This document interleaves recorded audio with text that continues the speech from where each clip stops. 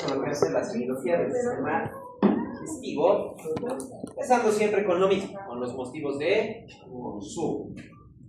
Y el más común, los trastornos de la deglución, siendo el primero de estos lo que viene a ser la disfagia. Y algo muy importante que hay que tomar en cuenta con lo que viene a ser disfagia, que está justo aquí abajo, diferenciar de lo que viene a ser la odinofagia. Disfagia significa dificultad para deglutir. Odinofagia es dolor al deglutir. Son dos cosas diferentes. Una persona puede tener dolor al deglutir, pero no tener dificultad, o podría tener dificultad, pero no dolor. Y claro, podrían estar combinadas las dos. Una persona, por ejemplo, que tenga una faringoamigdalitis, tiene tanto dolor como dificultad para deglutir. Ahora, la disfagia puede ser de causa orofaringia, por ejemplo, lo que viene a ser la regurgitación nasal. En otras palabras, aquí estamos viendo una alteración en la misma sincronización del cierre del esófago. No se olviden que tiene que cerrarse por completo la entrada hacia la rinofaringe. Tanto el paladar blando como la ócula suben para evitar que pase el alimento hacia la cavidad nasal. Pero en algún momento podría generarse, tal vez por una alteración motora, o porque la persona está tratando de deglutir al momento de respirar. Van a generarse también cambios en la voz. Viene lo que viene a ser la tos prandial, o sea, la tos al momento de la deglución. Sensación de ahogo, dificultad para masticar y también se produce babeo. Porque como no puede deglutir ni siquiera la saliva, el único lugar que tiene para poder expulsarla es directamente hacia afuera de la cavidad oral. Si fuera un trastorno esofágico, encontramos principalmente una alteración o dolor o molestia, más que nada retroesternal o epigástrica. Algunas personas nos van a decir dolor, pero no se olviden que eso es odinofagia. Entonces estamos viendo principalmente lo que viene a ser una molestia o una masa a nivel retroesternal. ¿Cuántas veces habrán visto, por ejemplo, dibujos animados, principalmente japoneses, donde las personas comen bastante y después están golpeándose? ¿Por qué? Se atoran, ¿verdad? Justo a nivel esofágico. Esa es más o menos la molestia que la deglución, que el alimento se ha quedado justamente del esófago. Por eso necesitan golpear, tomar líquido o algo para permitir el paso de ese alimento. Y claro, tenemos que especificar si la disfagia se produce ya sea con alimentos sólidos y líquidos o solo con alimentos sólidos. ¿Puede haber disfagia que sea solo para líquidos? ¿Será que puede haber? Sí. O sea, si puede consumir sólidos, los líquidos van a pasar con mayor facilidad. Pero eso también lo podemos ver con los sólidos cuando una persona trata de deglutir de golpe una gran cantidad. ¿Verdad? Siempre es principalmente la diferencia para sólidos, no tanto para líquidos. Ya cuando hay diferencia para líquidos y dificultad para la deglución, estamos seguros que los líquidos tampoco van a pasar, que los sólidos tampoco van a pasar. Tampoco. Entonces vamos a tener esa condición dentro de lo que viene a ser el evaluar tanto líquidos como sólidos en la deglución. Y claro, tenemos diferentes tipos de sólidos. Sólidos extremadamente rígidos, como lo que viene a ser un bolo alimenticio generado principalmente por verduras, etcétera, o sólidos entre semipastosos y demás, como por ejemplo lo que vendría a ser un puré de papas, arroz. Diferentes tipos de sólidos también debemos tomar en cuenta. No es solo sólido, sólido o líquido. Hay una gran variedad de, propiamente podríamos decir, consistencias en los alimentos que vamos ingiriendo. Porque el paciente nos puede decir, por ejemplo, no tengo ningún problema para el desayuno, pero sí tengo problema en el almuerzo. Entonces nosotros pensamos, ¿qué desayuna? Y el paciente puede que nos diga, tomo cereal. Por eso no tiene problema, porque es líquido con sólido, y no se olviden que el cereal con el tiempo se ablanda con los sólidos. O tal vez nos dice, solo tomo pan con café. ¿Cómo toma el pan? Lo sopo en el cafecito. Eso le ayuda a deglutirlo, porque si fuera solo el pan sólido sin nada de líquido, tal vez tenga dificultad para deglutir. Por eso debemos especificar qué alimentos consume para saber si realmente es solo hacia los sólidos, o tal vez sí tiene dificultad para la ingesta de líquidos, pero se están confundiendo un poco con lo que vienen a ser los alimentos como el puré de papa, etcétera, que son un poco más fáciles de deglutir. Luego, tenemos dos trastornos de la digestión, que conocemos con el nombre médico de dispepsia. Ustedes lo conocen con el nombre común de indigestión. O sea, básicamente cuando algún alimento les cae pesado, tal vez porque han comido mucho, tal vez porque han mezclado mucho los alimentos, han comido algo muy condimentado o que no suelen consumir, normalmente ¿qué dicen? Tengo un poco de indigestión, me molesta el estómago, ¿verdad? A eso médicamente lo conocemos como dispepsia, que es otro término que se les va. Se les ha ido hinchazón y demás, ahora también se tienen que obligar porque es indigestión, se llama dispepsia. Claro. Eso para que ustedes lo anoten en las historias clínicas. El paciente aún le puede decir indigestión. Es un dolor o malestar en el abdomen superior. La mayoría de las veces se presenta como único signo o síntoma, pero pueden haber otros signos. Más de un mes de duración. O sea, si viene la persona y nos dice, llevo 2 días con malestar en el estómago, creo que he comido algo que me ha caído pesado, ¿será dispepsia? No. No va a ser dispepsia. Puede ser directamente una transgresión alimentaria, tal vez es una gastroenteritis, algo pequeño, algo inclusive infeccioso que puede ser transitorio. Puede ser crónico o recurrente. Quiere decir, puede iniciar y nunca detenerse la molestia, o puede ser algo que se va repitiendo cada cierto periodo de tiempo. Comúnmente, como les dije, se conoce como indigestión. Así que puede que una persona tenga que venga y nos diga, padezco de indigestión desde hace 3 años. Eso es una dispepsia crónica. O bien el paciente nos dice, en ciertos periodos de tiempo, principalmente, por ejemplo, en fiestas, como sea Navidad, Año Nuevo, carnavales, Semana Santa. ¿Y si dice toda su vida? Es crónico. Eso sería dispepsia Crónico. Si nos dice, solo en algunas fiestas y demás tengo este problema, entonces ahí lo vamos a llamar dispepsia recurrente. No se olviden de esa parte. Si nos dice, ya llevo así años, o como indica su compañera, llevo toda la vida con este problema, entonces lo vamos a conocer como dispepsia crónica. Pero si nos dice en algunas fechas, en algunas festividades y demás, ahí yo lo tomo como recurrente. Básicamente porque seguro el paciente durante estas festividades consume más alimento del que debería consumir. O tal vez viene directamente porque se degenera por otras situaciones. Hay personas, por ejemplo, que pueden tener dispepsia recurrente hormonal, en el caso de algunas mujeres, que se relaciona con su ciclo menstrual.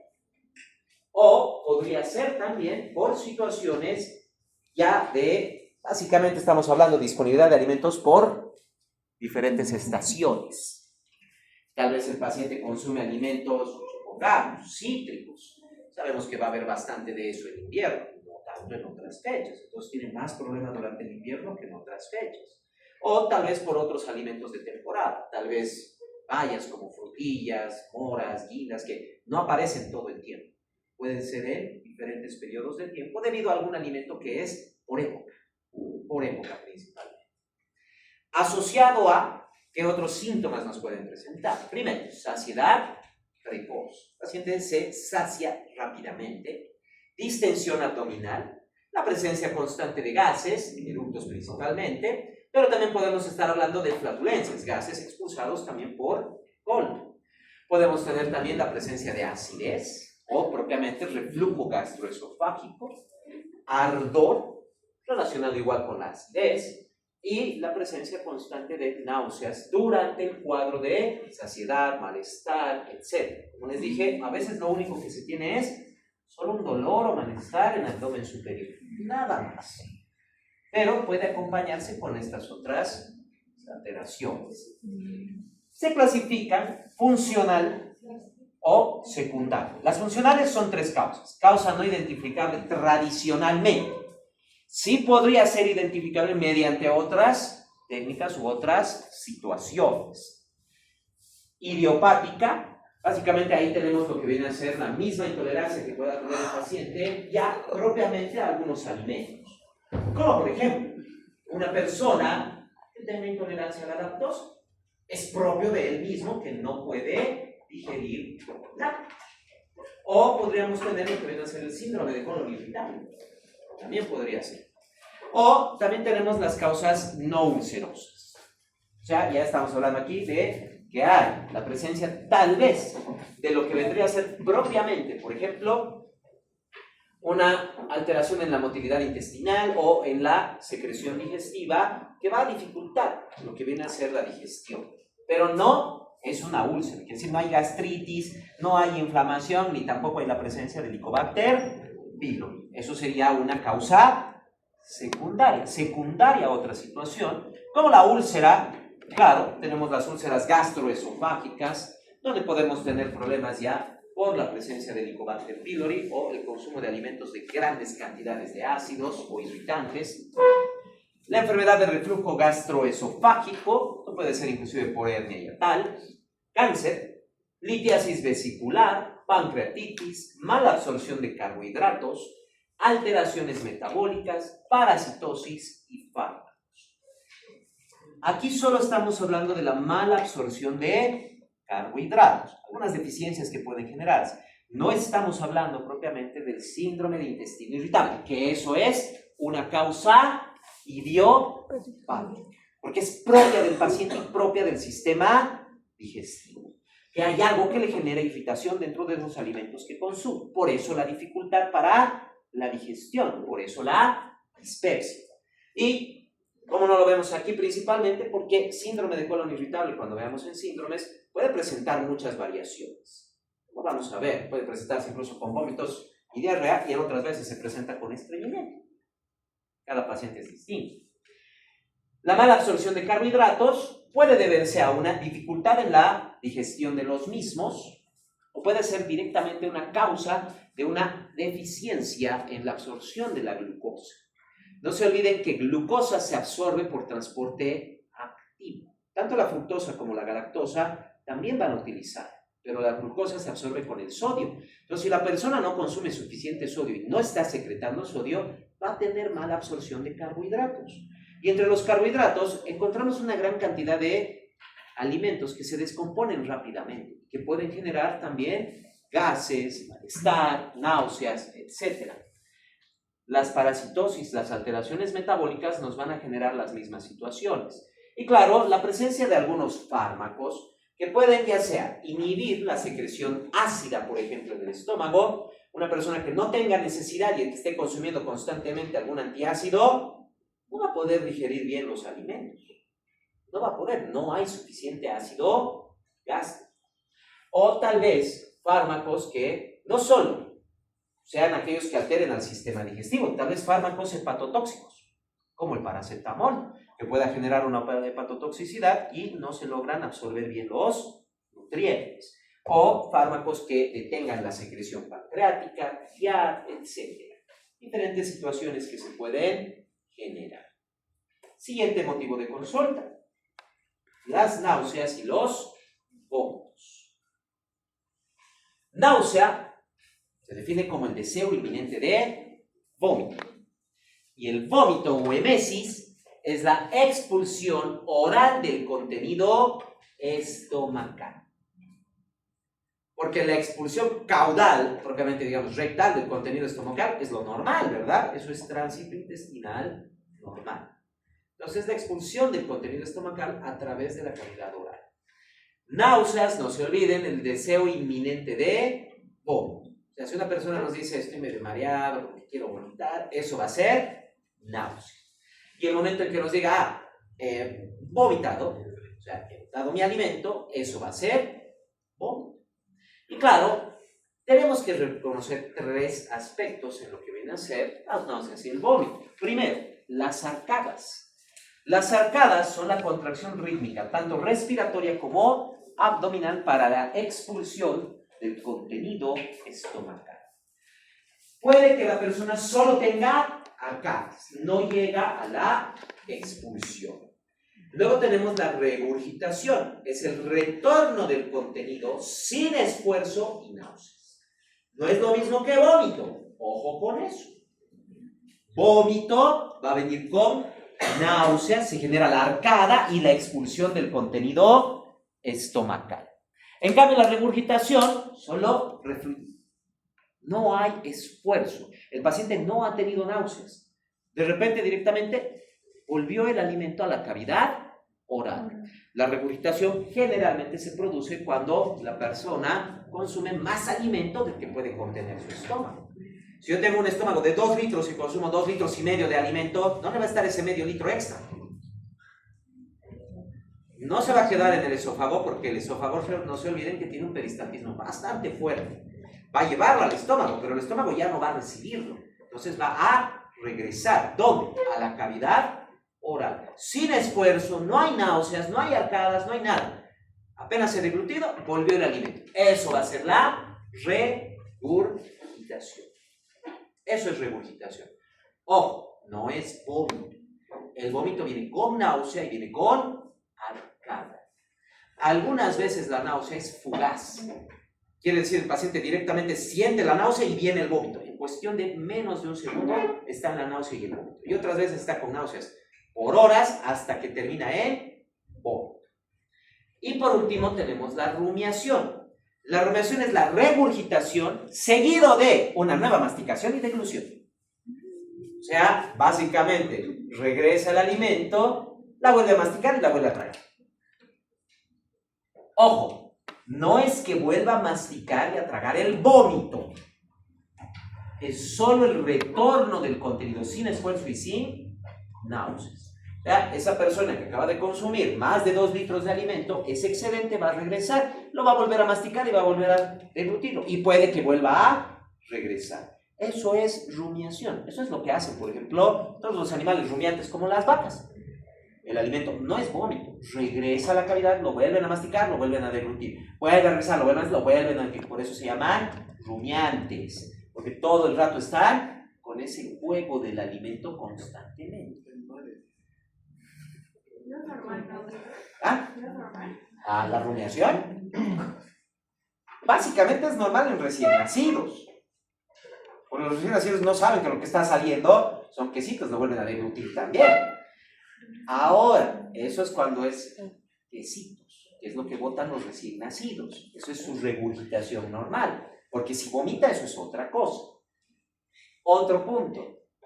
Es normal también en algunas personas cuando consumen bastantes alimentos, como lo que pasa con personas que o comen demasiado o que están en estado de intoxicación alcohólica y siguen comiendo también. Muchas personas en estado etílico tienen rumiación. Tienen, sin esfuerzo regresa el alimento porque en realidad su estómago está lleno de alcohol. Entonces cualquier alimento que comen, que es poquito, ingresa, pero está lleno el estómago y regresa el alimento con un poco del alcohol y lo vuelven a pasar. Porque dicen, pero no tengo la gana de vomitar ni nada, si estoy comiendo poco. Sí, pero su estómago está lleno de líquido. Entonces puede haber rumiación. Y claro, tenemos rumiación también en trastornos psicológicos y psiquiátricos. Tenemos también. Hay que ver el contexto del paciente. Hay momentos en que la rumiación puede ser normal. Muchas personas cuando duermen tienen rumiación, en especial si han comido antes de dormir. Porque al estar echados, se relajan los músculos, puede regresar el alimento y podemos volver a deglutirlo sin ningún problema. Tengan en cuenta que cuando duermen se comen insectos. Sí. Sí. Sí. En promedio los seres humanos se comen durante su vida alrededor de unas 40 arañas. Solo arañas. Arañas. ¿Y lo demás? Sí. Y he dicho durante toda la vida, tampoco digo que se lo coman todo el tiempo. En promedio durante toda la vida el ser humano se come aproximadamente unas 40 arañas. ¿Qué trastorno psicológico puede dar la rumiación? ¿La rumiación? Ya se puede encontrar en unos estados de psicosis. En pacientes con delirios o con psicosis se puede encontrar rumiación. No en pacientes, por ejemplo, esquizofrénicos, esquizoides, deprimidos, un deprimido ni siquiera come. No lo vamos a encontrar, pero sí en pacientes con delirios o en estados psicóticos podríamos encontrar rumiación. Tengan en cuenta que en estados psicóticos un paciente incluso puede actuar como un bebé o puede básicamente actuar como un animal. Llega a estado de psicosis. No dije delirio. Es que si se dan cuenta, la idea de lo que debe ser deliar entra dentro de la definición de delirio. los que ya han llevado psicología, son de sexto semestre. Entonces no se olviden que un delirio es una idea errática que difícilmente se la puede sacar con lógica, ¿verdad? ¿Y cuál es la idea ahí? La idea es de que él es un perro, y aunque le hablemos con lógica, no lo vamos a sacar de ahí, o sea, entra dentro de lo que viene a ser la definición de delirio. ¿Y cuál sería el tratamiento? ¿Cuáles son los tratamientos para los delirios? ¿Cuáles son los tratamientos para los delirios? No se olviden que los delirios pueden venir con alucinaciones o ilusiones, y esas personas a veces ladran y A veces muerden. eso, entonces ya entra dentro de lo que es delirio. Doctor, y ahora lo que está pasando es que hay gente que es de 40 o 50 años y dice que tiene 13 o 12 años. También son delirios. Todo delirio. Miren, lo podemos poner de la siguiente manera. Una persona puede creerse lo que quiera siempre y cuando no afecte a otras personas ni se dañe a sí mismo. ¿Verdad? Entonces, si una persona quiere creerse un perro, perfecto. Pues esa persona empieza a través de esa creencia A morder. a lastimar a otras personas o a generar estrés a otras personas, entonces eso ya es patológico. Lo mismo, si tenemos una persona de 40 años que se cree un adolescente de 15 años, que lo crea. Pero en el momento en que quiera salir con otra persona de 15 años, eso ya es un delito, porque ya está generando daño ahí, porque eso básicamente no debería pasar. Porque es una persona de 40 años con alguien de 15 años. Mientras no lastime a nadie ni genere problemas para nadie, o para sí mismo, ya. Pero el momento en que empieza a tenerlo hacia sí mismo, ya genera problemas para otras personas, ya es un trastorno directamente. De esa manera se lo puede diferenciar. ¿Cómo se le trata? ¿Es encierro? No es encierro, sino que se hace terapia. Es una terapia cognitiva conductual. Se tiene que hablar con el paciente como con todos los delirios, con todas las ilusiones, alucinaciones y demás que tenga una persona. Se hacen las terapias, principalmente los acercamientos de terapia cognitiva conductual. Si no, se puede hacer directamente la psicoterapia al mero estilo freudiano. ¿No? Pero eso es mucho más difícil de actuar con el paciente porque es mucho más brusco.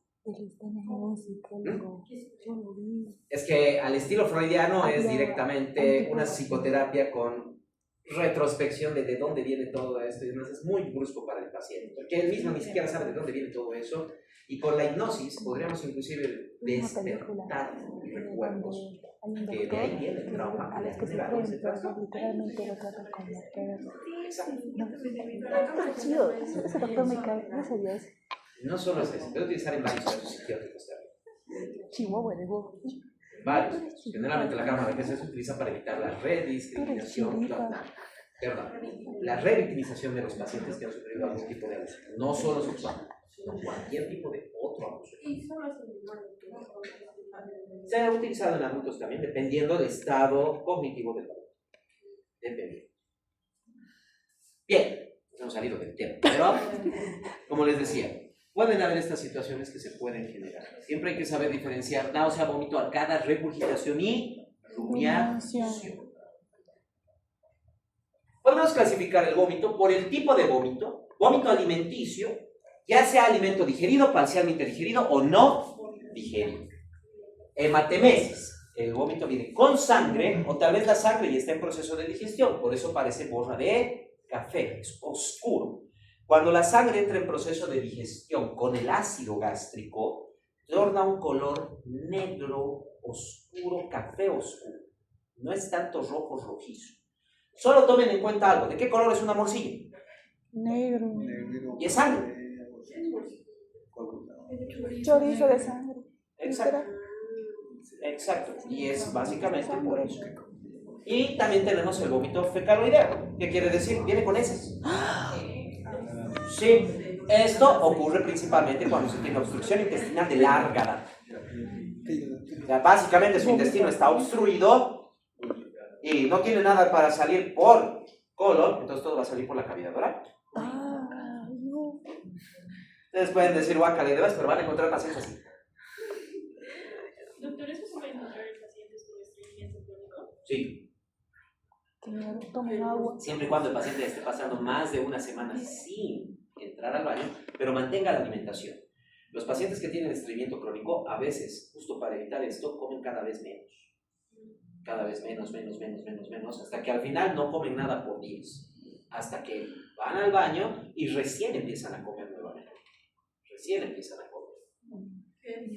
El tiempo de vómito también es importante. Tenemos el vómito matutino. Es cualquier vómito previo al desayuno. Ojo, desayuno. Si mi paciente no desayuna y almuerza, ese va a ser su desayuno de todos modos. Entonces, puede ser vómito matutino a las 7 de la mañana, 5 de la mañana, 6, 7, 8 de la mañana, 9 de la mañana también. Siempre que sea antes del desayuno.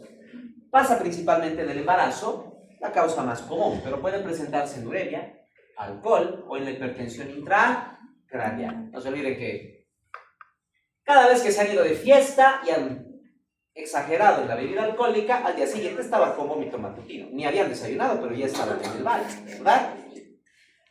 Vómito postprandial. Esto ya es cualquier vómito después de la alimentación. Ya sea después del desayuno, después del almuerzo, después de la merienda, después de la cena.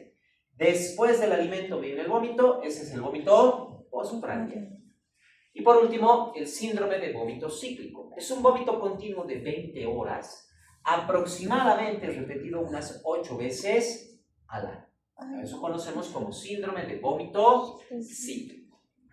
Causas principalmente son, bueno, en la mayoría de los casos son por alteraciones de motilidad del sistema digestivo. Siguiente motivo de consulta común también, el dolor abdominal. Bueno, en el tiempo no tenemos un consenso específico entre horas o días. Se considera dolor agudo cuando lleva horas o pocos días con modificación y crónico cuando puede llevar horas, días, semanas o meses, pero sin modificación. Es nuestra principal diferencia. Porque realmente podemos tener un dolor abdominal agudo de 4 horas, pero también puedo tener un dolor crónico de 4 horas. Puedo tener, o de 4 días también. Puedo tener un dolor abdominal agudo de 4 días, porque durante este tiempo ha ido subiendo, bajando el dolor. Hay alimentos que lo empeoran, hay alimentos que lo mejoran, que lo reducen. Ahora, pueden ser 4 días de dolor abdominal, pero que en ningún momento han modificado. Entonces a eso yo lo voy a llamar crónico, porque no me ha cambiado para nada el dolor. Por eso lo principal es esto. Pueden ser lo mismo periodo de tiempo para uno o para otro. La principal diferencia es esto. Si viene con modificaciones, principalmente lo vamos a tomar como agudo. Y si viene sin modificación, lo tomamos como crónico. Ahora, si viene mi paciente con 3 semanas de dolor, aunque se haya ido modificando, yo lo tomo como crónico, porque ya estamos hablando de un periodo demasiado largo de tiempo. Por eso también tenemos el término que viene a ser el dolor abdominal subagudo. Ahí va a ser cualquiera que no se ajuste a estos dos. Como el ejemplo que les acabo de dar. Lleva 3 semanas con dolor, pero con modificación. Entonces, ¿lo tomo como crónico o lo puedo tomar como subagudo? Solo por el tiempo diría crónico, porque lleva 3 semanas. Lleva 3. Pero si lleva 10 días con modificaciones, no va a ser agudo. Lo podría tomar como subagudo. No se olviden.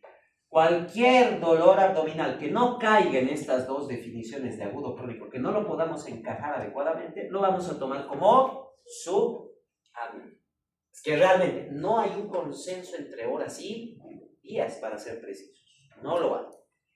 El dolor referido sí lo vamos a encontrar. La mayoría de los dolores abdominales, no se olviden que vienen por parte del sistema de dolor referido. Quiere decir, por ejemplo, cuando hablamos de lo que viene a ser vías biliares, el dolor lo vamos a percibir desde epigastrio, hipocondrio, flanco, inclusive la región lumbar.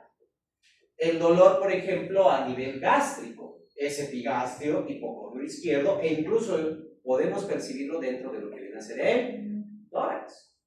El esófago no solo es retroesternal, puede abarcar inclusive parte del epigastrio también. El reflujo gastroesofágico sentimos el ardor inclusive en el epigastrio, no solo retroesternal. A nivel del colon, por ejemplo, tenemos áreas para lo que viene a ser el colon ascendente, descendente, sigmoideo. El sigmoideo, por ejemplo, no solo me va a dejar o generar un dolor a nivel de lo que viene a ser hipocondrios, a nivel de lo que viene a ser el hipogastrio, fosa ilíaca, sino también en piso pélvico, dependiendo de dónde está la irritación. Entonces se van irradiando cada vez estos dolores. El dolor visceral es básicamente el dolor irradiado que vamos a percibir y lo vamos a localizar adecuadamente con el dolor somático. Quiere decir, cuando el compromiso abdominal ya abarque la pared abdominal, como en el caso de la apendicitis.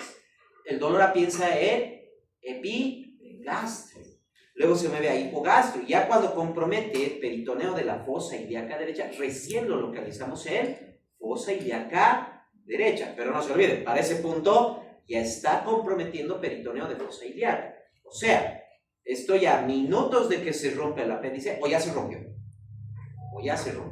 No hay otro. En la mayoría de los casos, porque son retrosecales. Si fuera aterosecal, al principio siempre va a empezar ahí el dolor. Pero la mayoría son retrosecales. Entonces la mayoría recién comprometen cuando están a minutos de romperse o cuando ya se han roto esos apéndices. Entonces recién ahí vamos a poder localizar adecuadamente el dolor.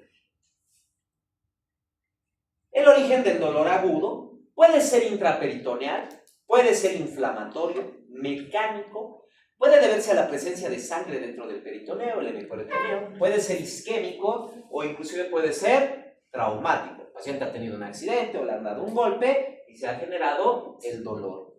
Extraperitoneal, torácico, genitourinario, por eso hay que saber diferenciar bien, por ejemplo, los puntos ureterales. Sí, los puntos ureterales son aquí adelante. No son atrás, son adelante los puntos ureterales. El paciente siente el dolor aquí adelante cuando el problema es en el uréter. Y no se olviden también lo que ven a ser los dolores renales, que son básicamente a los lados de la región umbilical, de mesogastrio a los lados. Ahí es donde encontramos el dolor del riñón izquierdo y del riñón derecho. Metabólico, así como también el neurogénico. Cualquiera de estos puede ser causa de dolor agudo. En el dolor crónico tenemos la úlcera péptica, la enfermedad de reflujo gastroesofágico, dolor crónico biliar. Estoy hablando ya aquí de pacientes que saben que tienen colecistitis, coledocolitiasis, colelitiasis, cualquiera, pero siguen consumiendo alimentos colecistoquímicos. O sea, lo que van a ver constantemente, paciente con cálculos biliares, todavía no quiere operarse, porque ya sea tiene miedo o porque no le alcanza para la cirugía, pero se va cada fin de semana y se come un chicharrón, se come una sopa de maní, va a comer cualquier cosa que sea biliosa.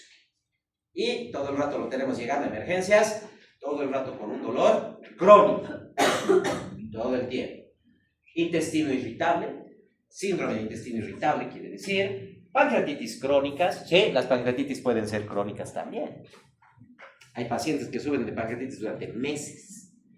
Cáncer, dispepsias farmacológicas, personas psiquiátricas también pueden presentar dolor abdominal crónico, gastroparesias diabéticas, una de las principales causas en la diabetes para el dolor abdominal, y propiamente problemas de pared abdominal. Esto puede ser tanto quirúrgico como no.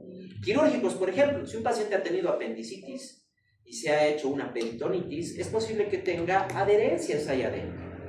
Han visto en técnica quirúrgica, se pueden generar adherencias. Entonces, cada que se mueve el sistema digestivo, ya sea por gases, ya sea por movimiento, jala las adherencias y genera dolor. Entonces, puede ser por pared abdominal también que se genere. Y también por pared abdominal podría ser propiamente lo que vienen a ser también las hernias. Una hernia abdominal. Básicamente, compresión de las asas intestinales saliendo a través de lo que viene a ser la pared abdominal. Y eso también puede generar dolor. Más que nada cuando se retuerce la hernia y puede estar generando isquemia y una emergencia quirúrgica para el paciente. Luego, diarrea. Diarrea aguda, todas aquellas deposiciones que sean menores a 2 semanas, crónica, más de 4 semanas y persistente entre 2 y 4 semanas. ¿Cuál es la definición de diarrea?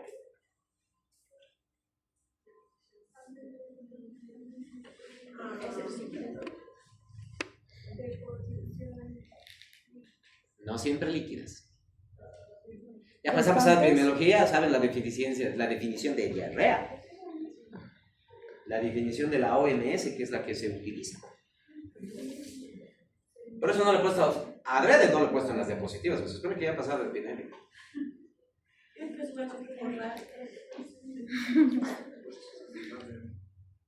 Diarrea se considera cualquier incremento en la frecuencia o disminución en la consistencia de las heces. Quiere decir, yo puedo tener un paciente que entra 2 veces a la semana al baño. Nada más. De repente viene y me dice, estoy entrando cada día. Eso es diarrea. Para ese paciente eso es diarrea porque no solo ha aumentado, está más que duplicando su frecuencia.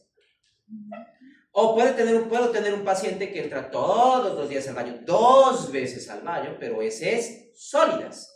Y de repente viene y me dice, en las últimas 4 horas he entrado 5 horas al baño líquidas. Eso es diarrea. Eso es diarrea. O sea, no se olviden, la definición de la OMS es cualquier aumento en la frecuencia o la disminución de la consistencia de las heces.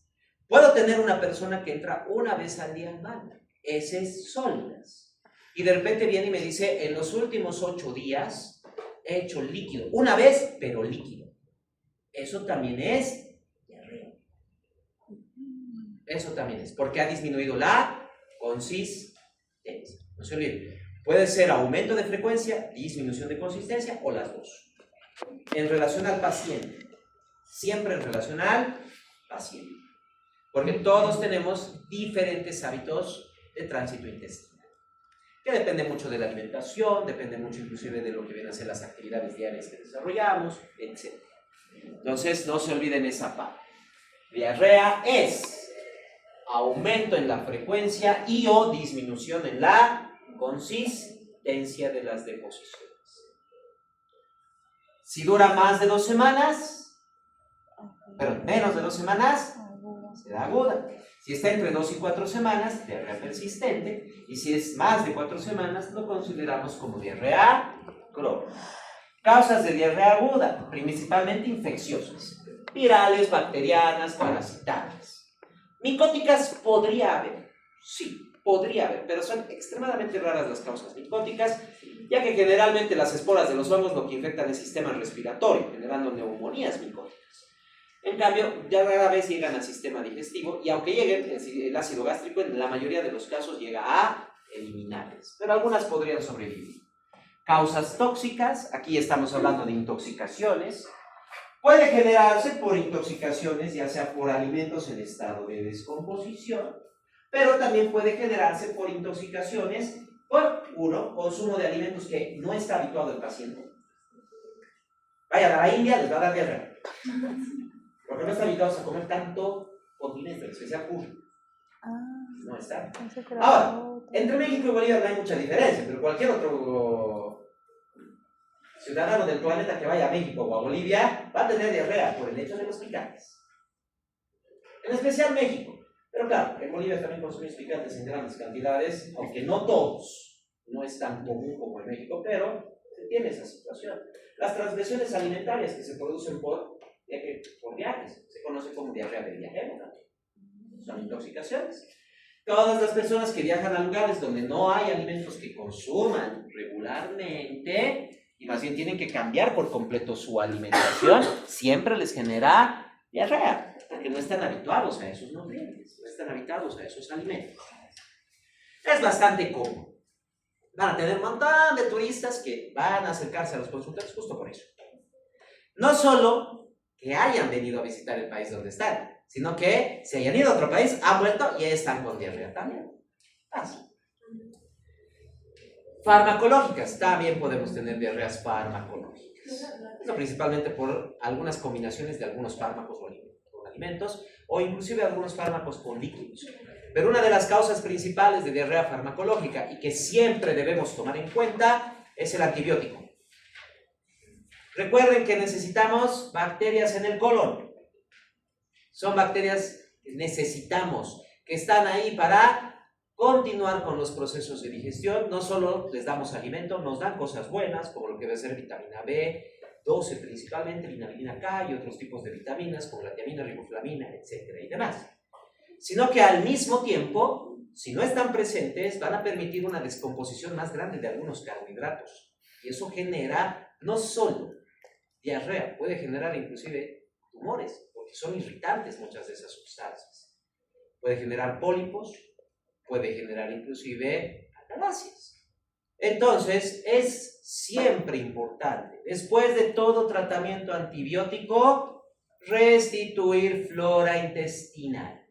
Porque puedo que mi paciente esté con diarrea por una gastroenteritis bacteriana. Le doy antibiótico y después va a seguir con diarrea, pero ya no por gastroenteritis bacteriana, sino por falta de bacterias saprófitas del intestino.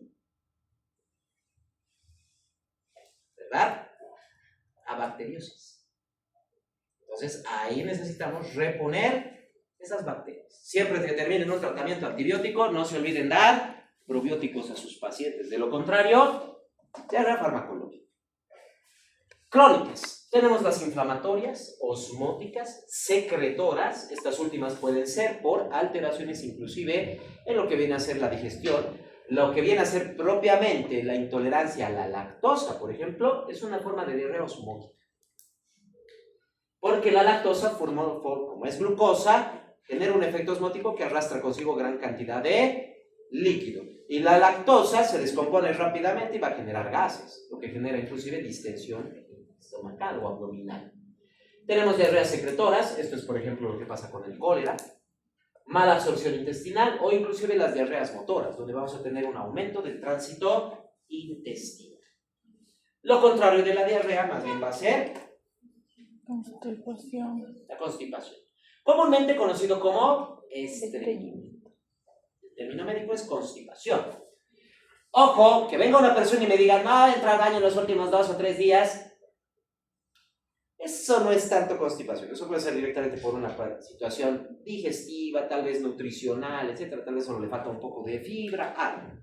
O tal vez estaba con un poco de malestar, se tomó, por error quería tomar un Viadik, pero se tomó una loperamida, ya sé que generó un bloqueo de tránsito intestinal por 2 o 3 días. Durante más de 3 meses, en los últimos 6 meses, sin apoyo de laxantes. Ojo con eso. Para definir un estreñimiento o constipación ya como diagnóstico, tiene que ser duración de más de 3 meses en los últimos 6 meses. Puede ser continuo o discontinuo, pero que en los últimos 6 meses haya estado en un periodo mayor a 3 meses con estreñimiento o constipación. Y obviamente, que no haya estado consumiendo laxantes. Puede ser también por criterios de diagnóstico, donde vamos a tener 2 o más puntos para la constipación. Primero, 2 de estos o más, mínimo 2 de estos 6 criterios tienen que estar presentes. 1. Mayor esfuerzo en al menos 25% de las evacuaciones. El mismo paciente nos dice que cada que entra al baño es un suplicio porque hace fuerza hasta que se pone roja su cara, etc. y hasta deja de respirar. Puede ser. Heces duras, se refiere a la escala de Bristol 1 y 2 en al menos 25% de las evacuaciones. Aquí tenemos la escala de Bristol. 1 y 2. 1, heces con forma de bolas duras separadas que pasan con dificultad. En otras palabras, ¿alguna vez han visto las deposiciones de una oveja, de un conejo? Son bolitas bien duritas. Eso es. Luego tenemos el tipo 2, heces en forma de salchicha, pero compuesta por esas bolitas duras. O sea, es compuesta por esas pequeñas bolitas de heces, pero están todas compactadas en una sola estructura. Esa es la tipo 2. Ahora, la tipo 3 son heces con forma de salchicha y con grietas en la superficie. Esto ya no es constipación. Puede ser generalmente porque el paciente ha consumido algún alimento extremadamente seco, etcétera y demás. Tipo 4, heces como salchichas o serpiente, lisas y suaves. Esas son las heces normales. El tipo 4 de la escala de Bristol, eso es lo normal. Bueno, lo que la mayoría de las personas se considera como normal. Como les dije, todo depende mucho de la alimentación, los hábitos que tenga el paciente. Algunos pueden estar dentro del tipo 4, pero hay personas que tienen tipo 3 o tipo 5 como normal. El tipo 5 son bolas blandas con los bordes definidos y que son defecadas fácilmente. El tipo 6, trozos blandos, esponjosos, con bordes irregulares, consistencia pastosa. Esto ya para algunas personas puede ser diarrea. Para otros puede ser que tal vez hayan comido algo un poco irritante, tal vez han comido picantes, ají, etc. Y tipo 7, heces líquidas, acuosas, no hay consistencias, totalmente líquido. Eso ya es para cualquiera diarrea. Bueno, cualquier ser humano. No se olvide, siempre que esté en Bristol 1 y 2, por al menos 25% de las evacuaciones, eso es otro punto. Tercero, sensación de evacuación incompleta en al menos 25% de las evacuaciones. Cuarto, sensación de obstrucción en al menos 25% de las evacuaciones. 5. Maniobras manuales facilitadoras en al menos 25% de las evacuaciones. Y por último, menos de 3 evacuaciones espontáneas por semana. Hay algunos niños que entran al baño 1 o 2 veces a la semana. ¿Será eso constipación? No. Sus heces son tipo 4, no tienen problemas, no necesitan para nada ayuda física, mayor esfuerzo, no tienen ningún problema de que piensen que se les haya quedado o que haya obstrucción, nada. Solo entra 1 o 2, solo entran 2 veces a la semana y es lo normal para ese niño. Ahora, si ese niño me viene con deposiciones 2 veces al día, es diarrea para ese niño. Para ese niño ya va a ser diarrea. Se olvide. Tienen que ser 2 de estos criterios o más, acompañados de lo que habíamos visto por más de 3 meses en los últimos 6 meses. Y obviamente sin el uso de laxantes. De esa manera consideramos lo que viene a ser propiamente una constipación. Porque la presencia de heces líquidas es rara sin el uso de laxantes. Por eso les decía, sin laxantes. Porque si el paciente consume laxante, ya no va a venir en Bristol 1 y 2, puede que venga inclusive en tipo 5 o 6. O sea, pasa directamente de ser deposiciones sólidas a ser más pastosas o líquidas. Por eso depende de que utilice o no utilice el laxante. No hay criterios suficientes para síndrome de intestino irritable. Quiere decir que sí, hay muchos pacientes con síndrome de intestino irritable que cursan con constipación crónica. Pero no es constipación, es síndrome de intestino irritable. Y para eso vamos a ver los criterios del síndrome de intestino irritable.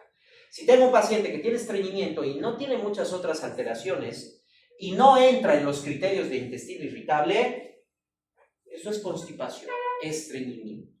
No es intestino irritable. Puede ser primario o funcional. Esto ya sea por tránsito colórico normal, tránsito colórico lento o por la disfunción del piso pélvico. Puede ser secundario o extracolórica. Hábitos dietéticos, sí, hay personas que por hábito dietéticos realmente no generan muchas heces, tal vez porque comen muchos alimentos líquidos o inclusive no comen nada de fibra, frutas, nada de vegetales, lo que quiere decir que puede tener estreñimiento.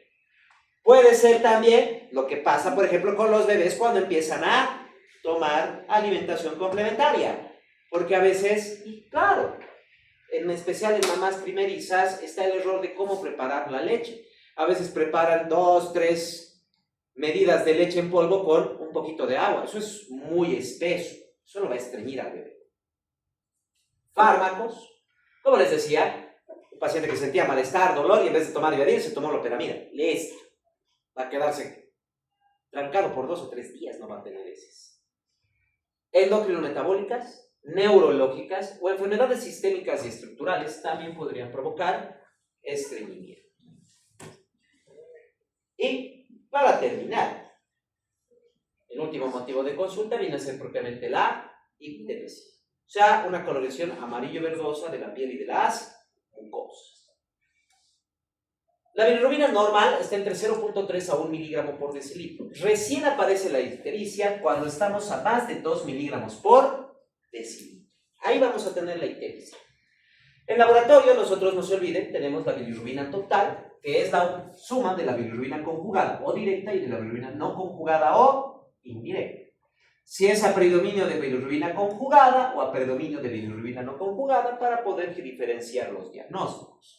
¿Qué factores pueden predisponer a la ictericia? La edad y el sexo, hábitos alimenticios, la exposición y contactos con diferentes elementos, fármacos hepatotóxicos. No se olviden que el hígado es el que tiene que metabolizar la bilirrubina.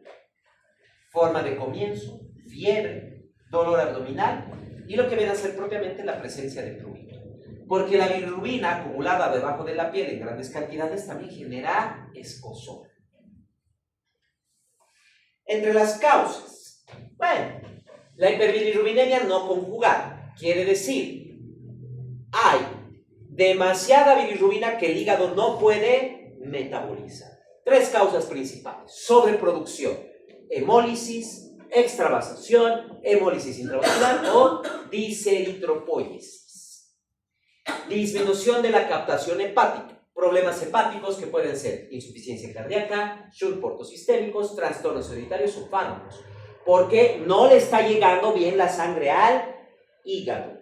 Pero también podemos tener problemas en la misma conjugación hepática, hereditaria, inmadurez neonatal, esta es la causa de la ictericia fisiológica del recién nacido, fármacos y también hepatopatías. La hepatitis A, por ejemplo, siempre cursa con ictericia. Causas de bilirrubina conjugada: enfermedades hepatocelulares, neoplasias, infecciones, enfermedades metabólicas hereditarias, enfermedades sistémicas, fármacos o inmunitarias.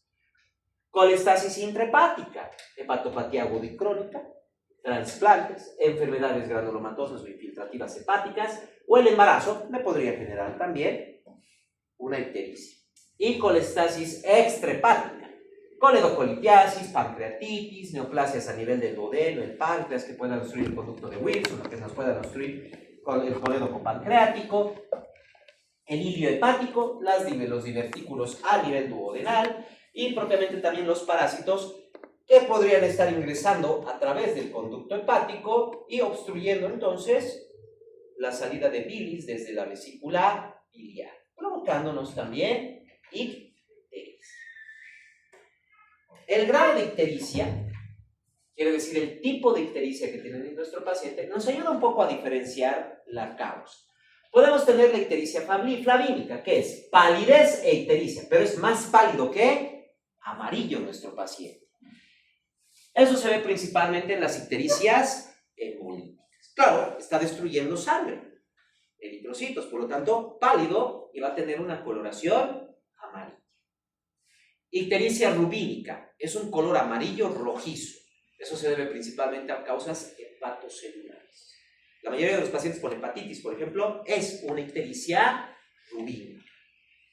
Ictericia verdínica es un amarillo verdoso muy parecido al verde aceituna. Eso se debe principalmente a las colestasis. O sea, mi paciente está ya sea con una contracción de vesícula biliar, lo que no permite que salga la bilirrubina, o está obstruida la vía biliar en algún punto, ya sea intra o extra hepático. Principalmente las coledocolipiasis o las colelitiasis, ya sea que el cálculo esté en coledoco o el cálculo está en la vesícula. Ictericia melánica es un amarillo parduzco. Eso lo vemos en ictericia más prurito y en las colestasis crónicas. Quiere decir, mi paciente está con ictericia desde hace mucho tiempo. Por eso ya aparece uno de color parduzco. Y en el caso de lo que vienen a ser los niños, porque en los adultos, y hay que ser sinceros, ictericia más de 2 miligramos por decilitro lo vamos a conocer como ictericia. ¿Cuánto de sangre tiene un adulto? 5 litros. Necesita realmente una gran cantidad de bilirrubina para que pueda llegar al punto de la ictericia. Imagínense llegar al punto del Kernick, de los que estamos hablando, de 25 miligramos por decilitro por 3 a 4 días. Básicamente me preocupa más que el paciente se muera por anemia, porque significa que debe destruir la mitad de su torrente sanguíneo para tener esa ictericia que pueda llegar al Kernicterus. Eso significa 50% de pérdida de eritrocitos. Es una anemia severa, el paciente se va a morir. Está básicamente por 6 de hemoglobina. Realmente me preocupa más eso. Pero en un niño, en especial en un bebé que tiene máximo 1 litro de sangre, ¿cuánto tiene que destruirse de eritrocitos para llegar a esa concentración de bilirrubina? A 25 miligramos por decilitro por 3 o 4 días, que es lo que nos va a dar el Kernicterus. Entonces, es ahí donde nosotros tomamos en cuenta la escala de Kramer. Porque hasta que llegue al laboratorio puede pasar tiempo vital para salvar a este niño de un problema neurológico. La escala de Kramer nos ayuda a saber más o menos cuánto de bilirrubina hay en el torrente sanguíneo dependiendo dónde está la ictericia. Va desde arriba hacia abajo. Kramer 1 es solo la cabeza y el cuello y estamos con bilirrubina menor a 5 miligramos por decilitro. Básicamente esa es la ictericia neonatal fisiológica. La ictericia del recién nacido fisiológica. Nunca pasa de la cabeza y el cuello. Algunas veces un poquito en el tórax, pero nada más. Escala 2 de Kramer es hasta propiamente el nivel umbilical. O sea, tronco y parte del abdomen superior. Tanto tronco anterior como posterior. Ojo. Ahí tenemos bilirrubina entre 5 a 12 miligramos por decilitro. Área 3 de Kramer llega hasta las rodillas. Ya es la parte inferior del tronco y llega hasta la rodilla la ictericia. Estamos hablando entre 8 a 16 miligramos por decilitro. Área 4 de Kramer es hasta los tobillos. Ahí estamos hablando de 10 a 18 miligramos por decilitro. Lo único que queda son las palmas y las plantas de los pies. Ese es el área 5 de Kramer. Escala 5 de Kramer ya estamos a más de 15 miligramos por decilitro. Y de hecho, no se olviden que hasta las muñecas y los tobillos ya podríamos estar a 18. Lo que quiere decir que cuando las palmas y las plantas de los pies ya están ictéricas, estamos a más de 18 o 20. Posiblemente entrando ya al kernícterus, si es que la mamá nos dice lleva 3 días así. Nos dice lleva 3 días así y están las plantas y las palmas de las manos ictéricas, ese niño tiene que entrar inmediatamente a exsanguinotransfusión. Exsanguinotransfusión. O sea, hay que sacar su sangre, así como en la diálisis. Hay que sacar su sangre, pasarla por un filtro para que elimine la bilirrubina e introducirla nuevamente. Porque no nos da tiempo a bajar de otra manera la ictericia. Sí, podemos utilizar la fototerapia después. Pero en fototerapia, recién en 24 horas voy a ver una disminución de bilirrubina. Y ya lleva 3 días mi paciente y en 3 a 4 días, con más de 25 miligramos por decilitro, se forma el kernícterus. Daño cerebral. No puedo permitir eso en mi paciente. Entonces, palmas de las manos, y la mamá nos dice lleva así 1 o 2 días, inmediatamente exsanguinotransfusión. No hay más. Es mejor pecar ahí por exagerado y llevarlo directamente que realmente darle un daño a ese bebé. Más bien los papás no llegan a ese punto. Generalmente llegan hasta 2 de Kramer. Algunas que otra vez ahí puede llegar a 3, pero tenemos nuestros parámetros para eso. No se olviden, la escala de Kramer nos ayuda para poder identificar el grado de ictericia que tiene mi paciente. Dependiendo de dónde se encuentra, sabemos más o menos la cantidad de bilirrubina que tiene en la sangre. Principalmente para niños. Como les digo, para un adulto, para que llegue a ese nivel, tiene que destruir la mitad de su sangre. O tiene que estar en una falla hepática severa. Cualquiera de los dos lo va a notar antes al paciente de cualquier otra cosa. No me preocupa tanto el kernícterus. No me va a preocupar tanto. ¿Alguna duda o pregunta que tengan? Porque ya hasta ahí la clase de hoy.